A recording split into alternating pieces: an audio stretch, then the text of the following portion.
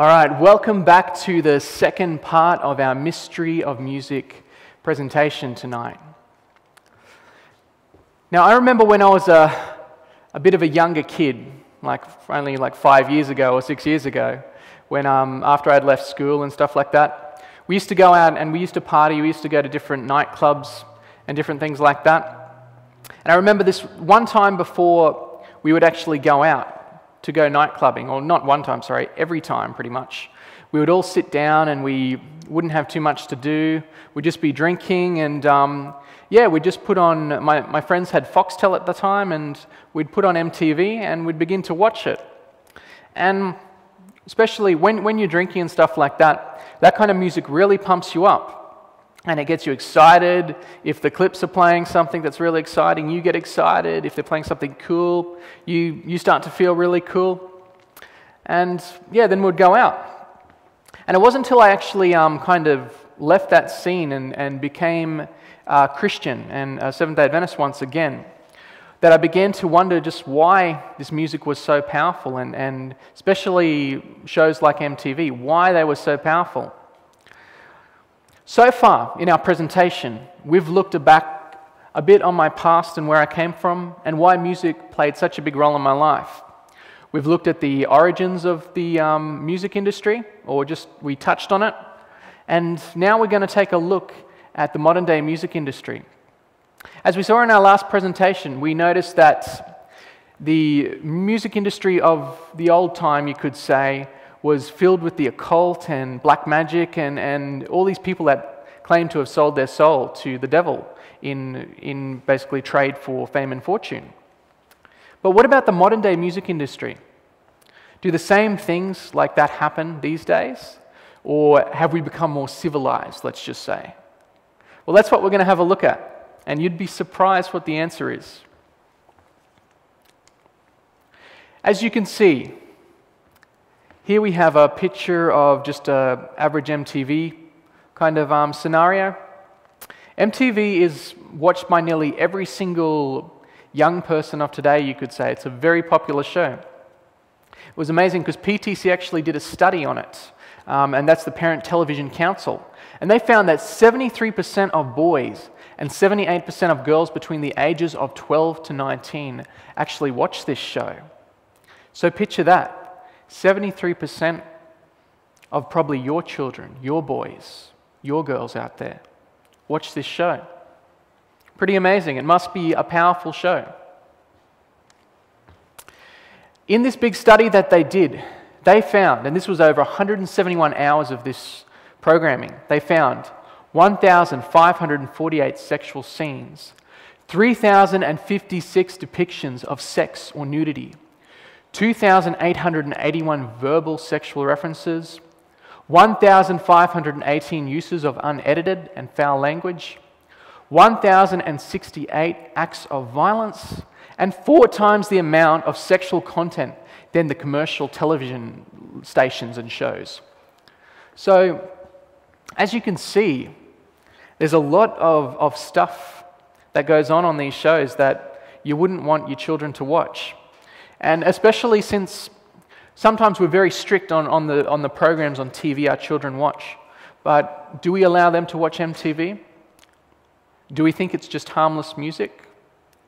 Do we allow them to watch shows like Video Hits and the Australian versions of those things where they play this music? Well, that's a lot of junk that goes into the mind. Here's a very interesting logo that MTV has on one of its commercials. As you can see, they've got an apple there with the core bitten out. And then they've got a little serpent that makes up the T and the V.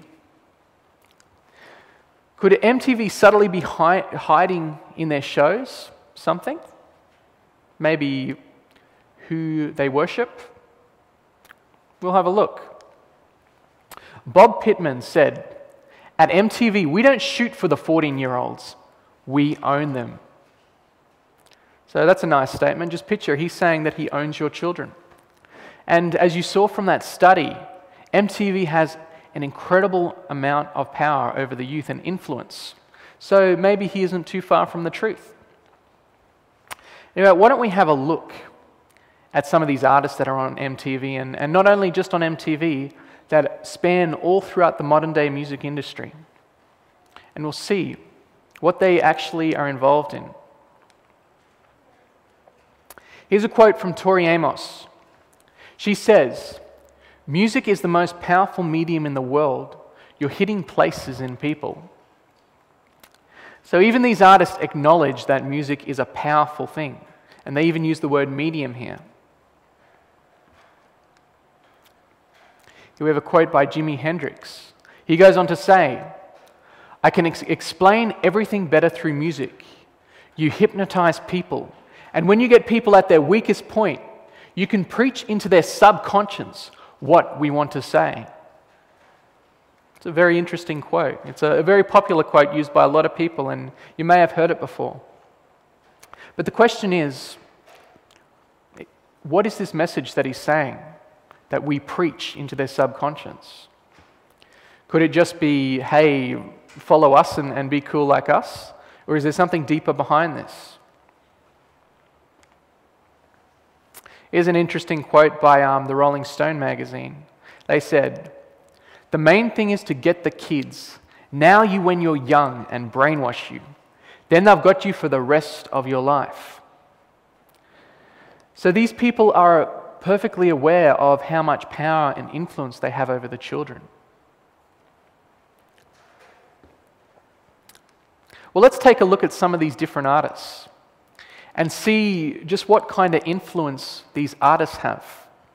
Because it may be good and all that MTV has a lot of control, but the focus here is on what kind of music is actually going into your children and into your youth and sometimes into, the adults. Like everyone's into music these days. So here is one example of a gentleman called Marilyn Manson. I don't know if you could call him a gentleman, but yeah, Marilyn Manson is you could call him one of the biggest cult rockers of today.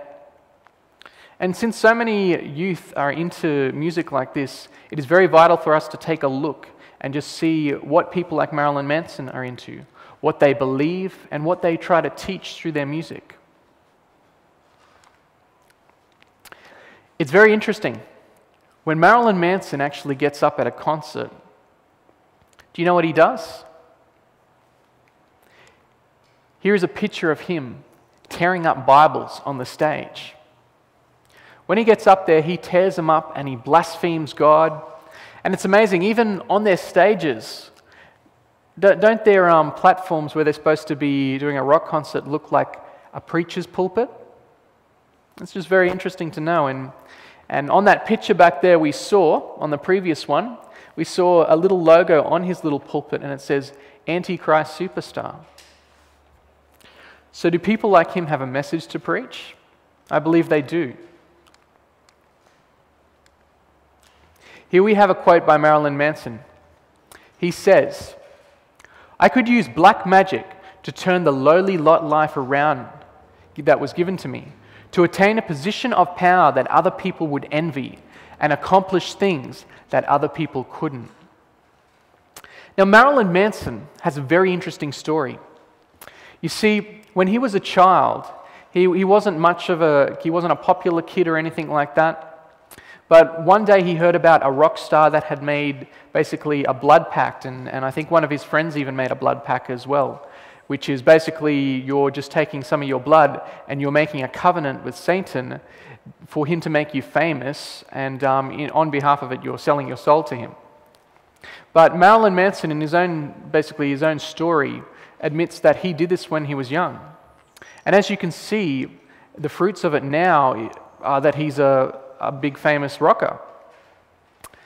And here's just a little quote that just shows him that how he kind of went in that direction. Marilyn Manson goes on to say, "When we reach the age of reason, the age of Horus, we can no longer be what our parents, our God, our society would like us to be.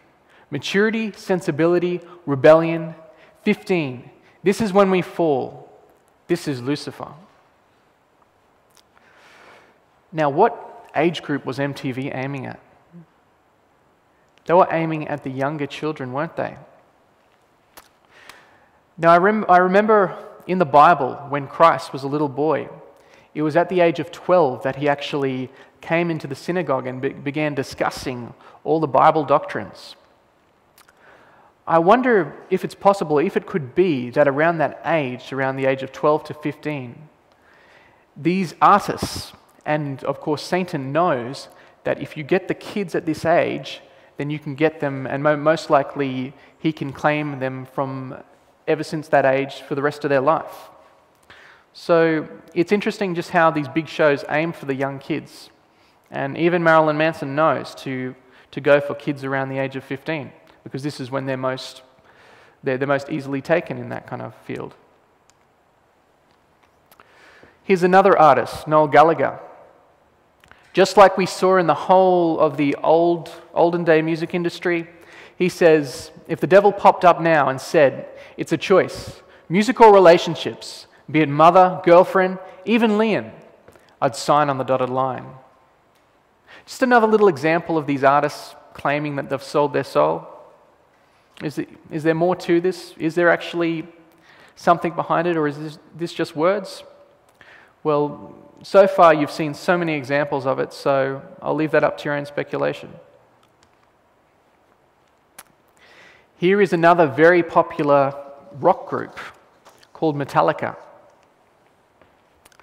Now Metallica, it's just amazing how so many of these artists, even back from 20, 30, 40 years ago, are still in the music scene. And as soon as they release a CD, they sell millions, and they're always so popular. Do you think there could be more behind their fame and fortune than meets the eye? Well, let's just take a quick look at their lyrics and see. Here is one of their songs, and in this song they sing, "Angel from below, change my dreams. I want for glory's hour, for wealth's esteem. I wish to sell my soul, to be reborn. I wish for earthly riches, don't want no crown of thorns." Now, you can tell from these artists that they know Scripture to some extent, and they know what they're doing. And I actually feel for these people, because here he says he doesn't want no crown of thorns, and they don't realize on that day of judgment, when God comes, how much they're going to regret saying this. Whether they just say it for just popularity's sake, or if they're actually into occult and spiritualistic kind of stuff, or if they're just saying it for no reason at all. But the thing is, on that day of judgment, they're going to regret saying these things. Here's some more lyrics. "I don't care for heaven, so don't you look for me to cry, and I will burn in hell from the day I die." You have to feel sorry for them. Anyway, we're going to focus on a few mainstream artists, some really big names that have come through the music industry recently. One of these people is Carlos Santana, and I'm sure everyone here has heard of him and maybe even heard some of his music before. Carlos Santana has an interesting story as well. You see, Carlos was a famous musician back in the days, back in the 70s and 60s and stuff like that.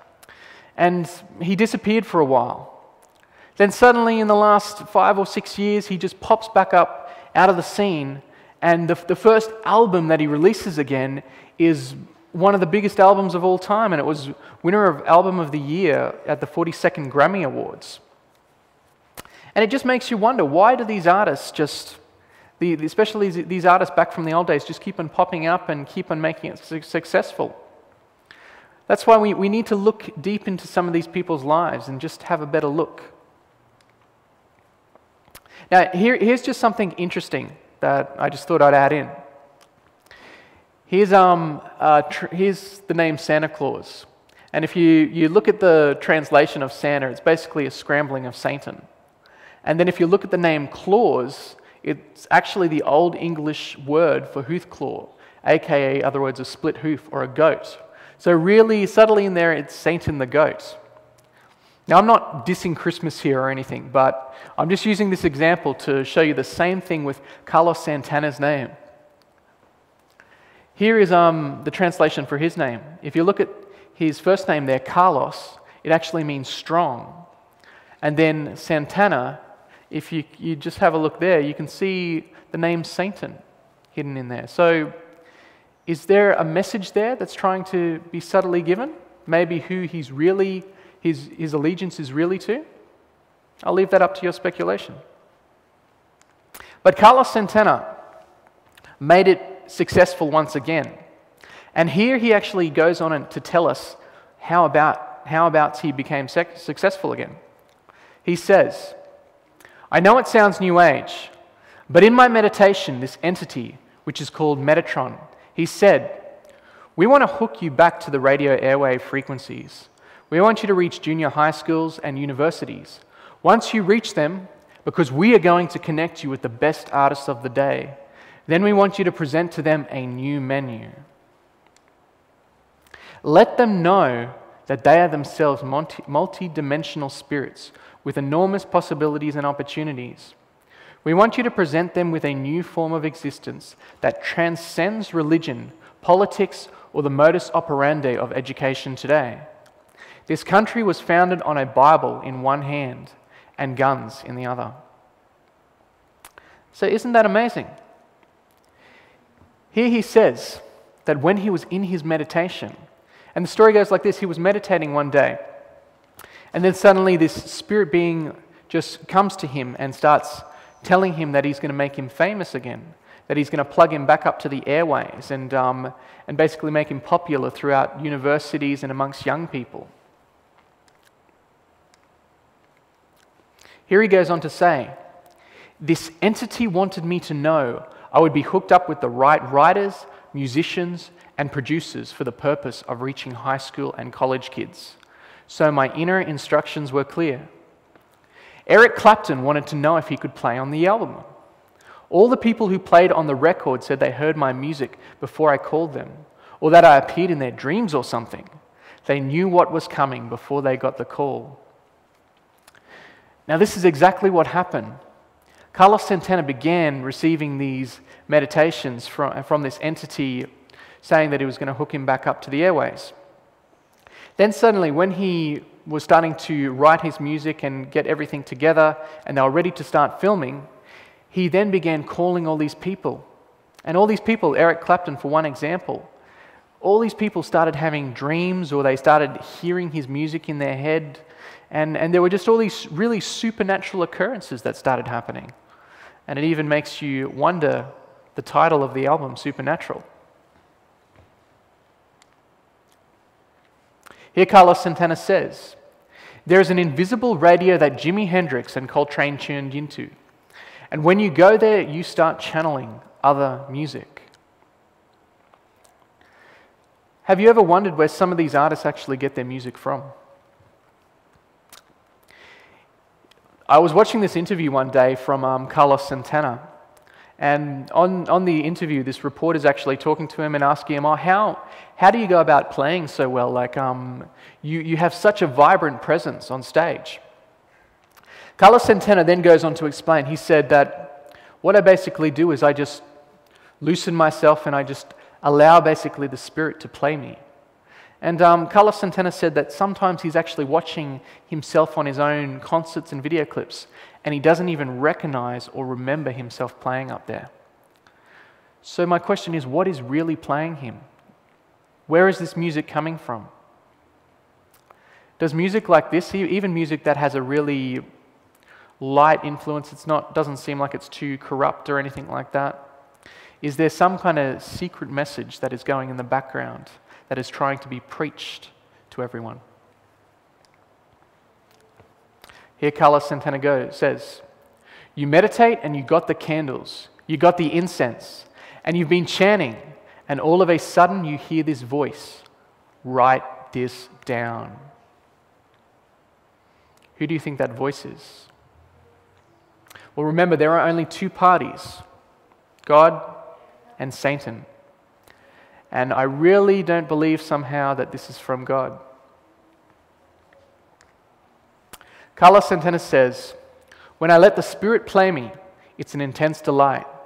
My role as a musician is to make everyone aware of his own divinity." Here we have the same sin that caused Adam and Eve to fall, being brought back into basically pop culture, subtly through the music that Carlos Santana here is producing. And that's the message he's trying to give, to get everyone to remember their own divinity. And we know that's the exact reason why Adam and Eve fell, because Satan said, "You will become like gods." In the Rolling Stone magazine in 2000, he says, "Metatron wants something from me, and I know exactly what it is. The people who listen to music are connected to a higher form of themselves. It's a personal invitation from me to people. Remember your divinity." There we have that same Luciferian language again. So do artists like Santana have an agenda? I believe they do.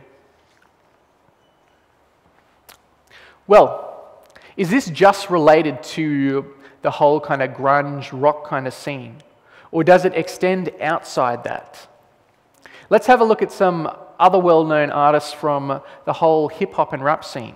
And we'll see the same thing over and over again. Has everyone here heard of Eminem? Yes, some have, some haven't. Well, Eminem was like a big rap star. You could say he was one of the first really big white rap stars to come on the scene. And I was very heavily into his music when I went through my rebellious stage when I was younger. Now, he's not just some little figure as well. As you can see, Eminem, he broke the record by selling 1.6 million albums within a week. So the kids love him in America. So he's not just some little musician star. So what kind of role model is Eminem to all these kids that he sells his music to? What kind of fruits does Eminem show? Here are some of his lyrics. He says, "Follow me and do exactly what the song says. Smoke weed, take pills, drop out of school, kill people, and drink." Some role model, huh? And you wonder why there are so many shootings amongst young kids these days. Eminem actually said in one of his SMS messages that he sent, which was published, he said, "I'd be lying if I said I didn't think I was a role model to kids. Kids look at me like I'm a god." So even people like Eminem know how much power and influence they have over these kids. But regardless of that, they still make sure they preach such a harsh message to these kids and get them to rebel as much as they can. And here's a little quote underneath there saying, it was by a bunch of street kids, you could say. They said, "Eminem's our Christ. We party in his name." Now, people like Eminem have a lot of power amongst the youth, and there was actually this time where I think Eminem, he committed some kind of crime. I'm not too sure on the details, but the people in the court actually brought him in, and they started to do the trial and stuff like that. And all the kids in the community began to rebel, and they said, "If you don't release Eminem, we're going to start tearing up the town, we're going to start burning things and rioting." So eventually they let him off. Where's justice these days? Here's another SMS message that was published. He said, "They're into hurting themselves. They're cult people, devil worshippers, who say I'm right next to Satan in their thoughts." Yes, okay, Eminem. Here we have another example of another rapper called Eazy-E. Now, not too many people, maybe not here in Australia, have heard of him, but he was a really big rapper in America and back in kind of the 80s and 90s, and I believe he actually died of AIDS now, which is a shame because who knows if he ever found Christ. But I'm going to show you a little example how a lot of these people actually have, like, they're in the know. They don't just say they're into occult things and they're into satanic things. They actually have quite a bit of knowledge about all of this, and we're going to have a look and see why. Eazy-E, in one of his songs, actually sings, "Heaven in art which Father our Father which art in heaven." Now, it wouldn't seem like much to the untrained eye, because and most of you will know that this is a verse out of Scripture. But it's very interesting what he actually does to this verse in Scripture, especially in that first line, where he sings it in reverse.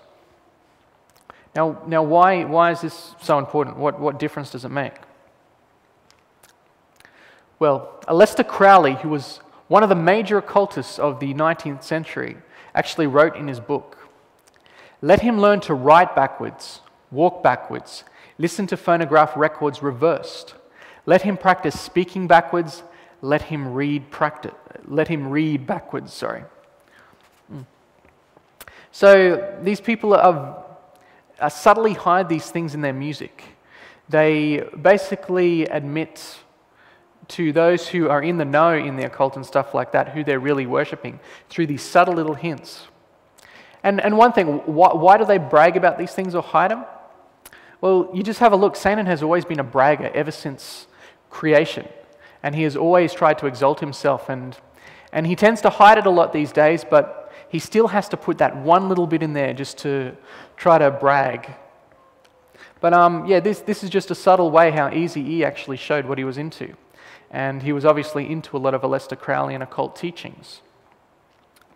And if anyone has ever seen the testimony of Roger Morneau, they would know that when Roger Morneau actually went to a lot of the temples that he would go to, where they would actually be actively involved in satanic worship, into the actual rooms they'd go into, they would actually sing hymns backward. And this was actually a form of blasphemy for God, or against God, and that's why they'd do it. So here, Eazy-E is subtly blaspheming God. Here's another big artist for our time, Snoop Dogg.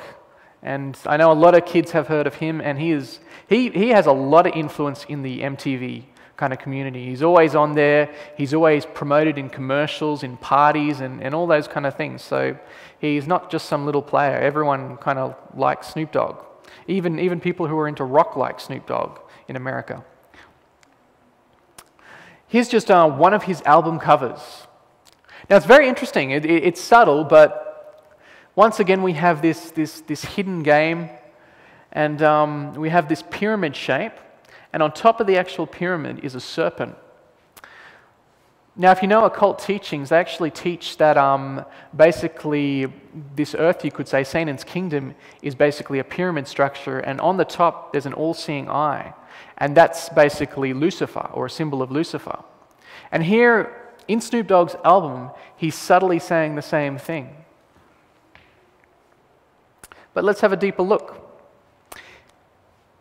Here we have one of Snoop Dogg's video clips.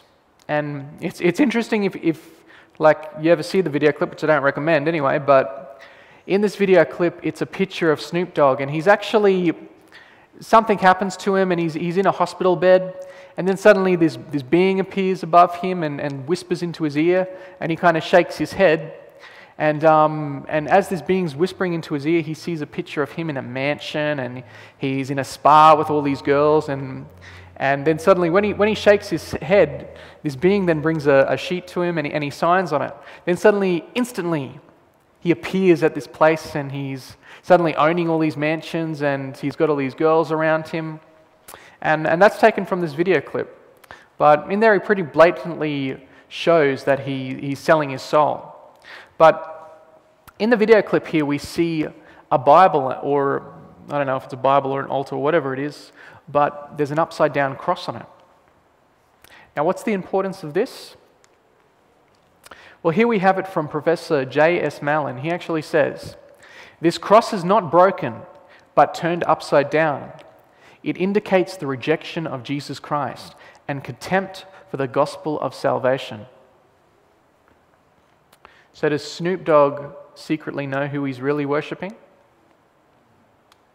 Yeah, it's a shame. So many artists are like this, and so many of these artists could use their gifts and their talent for the glory of God, but they don't. And we see millions of kids just falling aside, falling in the wayside, because they follow and they worship these artists and these stars. Another artist, once again, another modern big-name rapper of our time, DMX. And just an interesting title he's got there, Dark Man X. I'm sure that's more or less to do with his skin color than the title, because they all have these satanic connotations underneath everything that they say. Here in his lyrics, he actually goes on to say, "Since I run with the devil, I'm one with the devil. I sold my soul to the devil. The price was cheap." So once again, another example. What about the more tame type of music? I bet you're saying now, surely not these guys. Well, it's amazing because when groups like, or this whole boy band scenario came out and people like Backstreet Boys and NSYNC came out, there was a big sigh of relief amongst parents. They were saying, finally, something that our kids can listen to which seems wholesome and seems nice. But is it really wholesome? Or once again, are we going to see the same thing? Here's a quote from Express Writer in 1998. It says, "Their focus is on good morals." So we're about to see how really good their morals are. Now, an interesting little fact. The average age of the Backstreet Boys is 27 to 30 years old. And the average age of their fan is 12 years old. So what kind of message are these harmless boy bands giving to the children? Let's have a look. Here's an article from Entertainment Weekly where they go on to say, in regards to the Backstreet Boys, that they sing a ludicrous line, "Am I sexual?" Hordes of 8 to 15-year-old girls clutch their throwaway cameras and scream their braces off. Another night, another 10,000 sexual awakenings. So they have a big influence on the kids, don't they? But I just want you to have a look at this one set of lyrics that they sing about. And this will show you just some of the stuff they're actually preaching to the children. They say, "You always push me away. You tell me it's much too soon. But I just can't help it. I'm always going to lose control. I hear you saying, I think we should wait. I can't hold on anymore. My body is calling for you. So please don't hesitate. No, you know I got to do what I got to do, baby." What do you think that's singing about? It's basically singing about sexual immorality. And remember what the age of their fan base is? 12 years old. So anyone here have any 12-year-old children? Yeah? Yeah, a few? Well, just think about it. These are the lyrics they're basically preaching to those children. And you wonder why teenage pregnancies are so high these days and why so many youth are just into sexual immorality in such a great scale, and things like AIDS is so great. And here's another example, NSYNC. NSYNC was basically the younger brothers, you could say, of the Backstreet Boys. They were, there was this guy called Uncle Phil, and he was the guy who basically produced all the boy bands.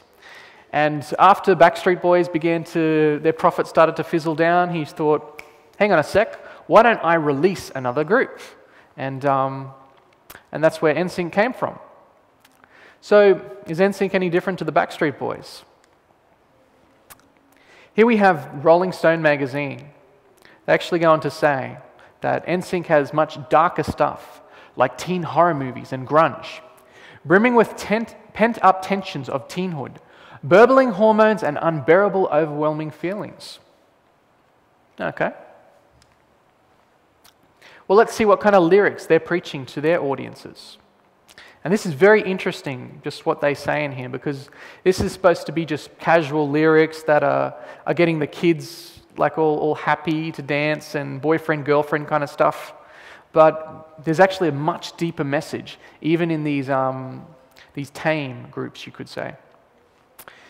Here's the lyrics for one of their songs, Space Cowboy. They sing, "Here it comes, millennium, and everyone's talking about Jerusalem. Is this the beginning or the beginning of the end? Well, I've got other thoughts, my friends. We don't need all this prophecies telling us what's a sign. Leave your doubts and your fears behind. Now I ask you this. What are those prophecies that are they talking about? What are the prophecies that they're saying that they don't need? What are these signs? It's the Bible, it's Scripture. Here, in a very subtle way, this group is basically saying, we don't need the Bible. Just leave your doubts and your fears behind. Now, it just goes to show that you can never judge a book by its cover. Even groups that seem so innocent like that can have their agendas. And that's why it's so important for every single music thing we listen to. We need to look into the lyrics. We need to look behind the artists themselves and what they're into, what they're involved into. And we need to look at these things ourselves. Because a lot of times there's always a lot of baggage under the carpet, you could say, that they don't like people seeing. What about girl groups? Here we have the Spice Girls, and I'm sure everyone has heard of them sometime. What do they sing? Are they any different? Here's some of their lyrics. In their song, When Two Become One, they sing, "Be a little bit wiser, baby. Put it on, put it on. 'Cause tonight is the night where two become one." What do you think they're talking about there? Well, they're basically teaching their young fan base how to use condoms. Now, the scary thing about, especially a group like Spice Girls, is they've got an even younger fan base than the Backstreet Boys and NSYNC. Their fan base starts at probably age 5, 6, maybe even age 4, and goes up. And just take a look. This was one of a particular, I don't know, it was like a audience interactive kind of thing where they had a lot of kids around them, and most of these kids were aged from between the age of 8 to 15. And they were all spread out around them, and this is the actual song that was being sung to them. These are the lyrics for it. It was, "Do what your mama said, I will not be told. Keep your mouth shut, keep your legs shut. Who cares what they say? Because rules are for the breaking. Who made them anyway? Make your own rules." Now, how many commandments are actually being broken in this one song that is being taught to these young kids? To disobey your family, your parents. Who made the rules anyway? Who made them? God. So they're not only blaspheming, but they're breaking the first, second, and third commandments. So this is what is getting taught to the kids. And once again, I have to emphasize, do not judge a book by its cover, because you need to, everything your kids listen to, you need to examine it and see what is actually being said. Because a lot of the time, Satan has subtly put these things in there just to try to corrupt your children. That's why it's so important. Another example, Britney Spears. What's some songs that she sings? Here she sings this line, I bet you we can pop like we've never popped it before. And in the American slang book, pop is basically a term for fornication or sex. And she also sings to a lot of young kids as well. Same with Christina Aguilera. She's got a lot of sexually explicit kind of music and lyrics. And here's just a lovely little quote from her, and it gives you insight about what they actually think of your children. She says, "Whatever I do, it's my business. It's not my job to parent America. But it is her job to get paid to basically corrupt your children." Responsible people, aren't they?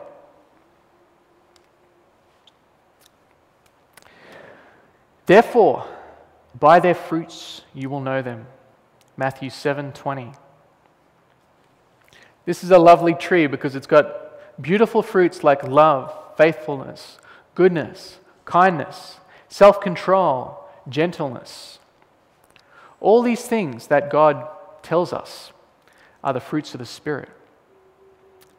So, is there a message in this for all of us? You will know them by their fruits, I believe.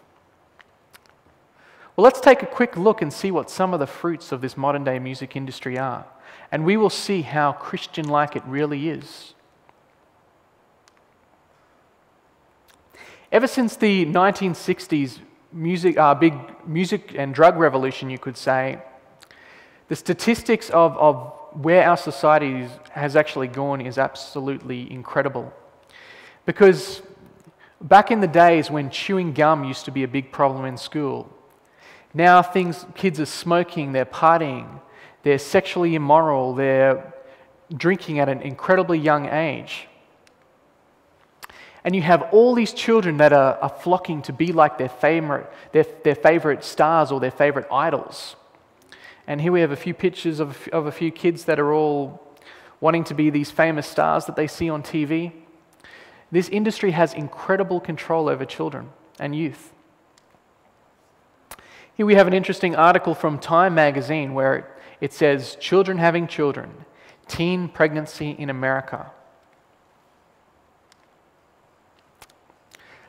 Let's have a look at some of these fruits that occurred ever since the 1960s music revolution. Suicide rates are up 400%. Pregnancies between 10 to 14-year-olds up 553%. That's sick. Sexually transmitted diseases up 226%. Approximately 1 million teenage pregnancies each year in the US. Australia has become one of the highest teenage pregnancy and abortion rates. Divorce rates are up 111%. Violent crime rates are up 995%. And Spiritism is one of the fastest growing religions in Australia. And that's basically paganism. These are your fruits from the music industry.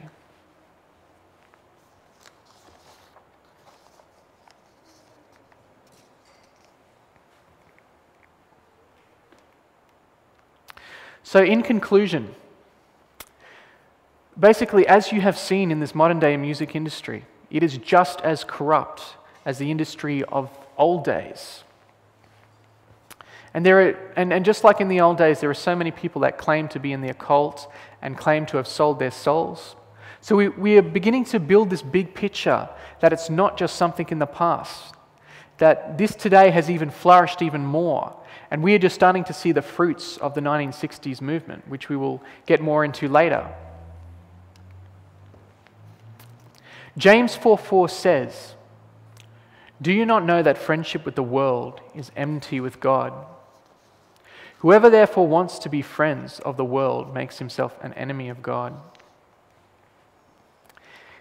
The thing is, if we accept things from the world in our lives, and then we try to play the game where we can have a bit of the world here and that we can have a bit of God there, as we can see from this quote from Scripture, that God does not like that. He does not accept that as worship. If you have any form of friendship towards the world, it actually makes you an enemy of God. And that's something I don't wish upon anyone. So, if anyone here today has items, where they believe that they have things in their lives which are actually holding them back from God, as we continue along our journey, I want you just to think about those things and ask yourself, do you really want to still keep those things in your life if you know it's going to make an enemy between you and God? You see, our God is a loving God. He doesn't want to push you away, but He knows if you have these things in your life, if you hold them as an idol, there's nothing He can do. So as we go along this journey through the music industry, I just want you to keep in the back of your minds, is there anything you want to surrender to God this day and get out of your life? Maybe even when you go home, take this thought with you, and if there's anything you see, make a commitment to God and tell Him that you want to give it to Him and get rid of it out of your life. Thank you very much.